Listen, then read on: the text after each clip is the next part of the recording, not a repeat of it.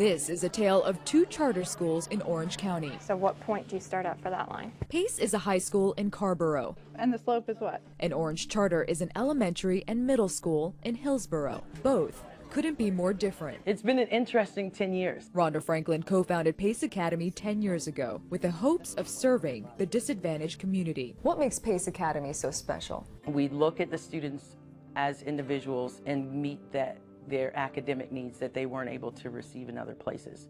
Some of our students look at this place as their home. We have quite a few students, not all, that have struggled with testing all of their lives. Not all, but the majority. Franklin says more than 50% of the student body have a learning disability. Disabilities like autism or Down syndrome. This is Miss Kelly's room, everybody. Students like Regov take great pride in their school. What's up? And are accepted like family. Put a dot at positive 2. But here's the problem. Their test scores This is the Y. haven't been meeting state standards. And as a result, recently the State Board of Education voted not to renew their charter. What was your reaction when you heard that? Utter surprise. There's so many things that are going through my mind right now. The school quickly responded by creating a website, making a public plea to save the students, saying things like, quote, "Of course their test scores are lower than average. Should that factor determine the total value of the school?" I feel like the school saved my daughter. I really do, and I'm not being dramatic. I think she has grown so much. I don't know where she would be today if she hadn't come here.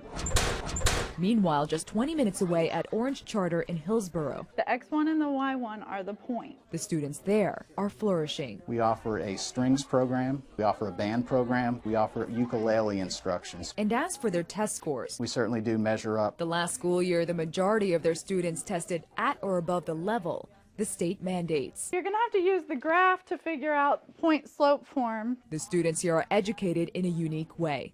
The teachers place just as strong an emphasis on the arts as math, science, or English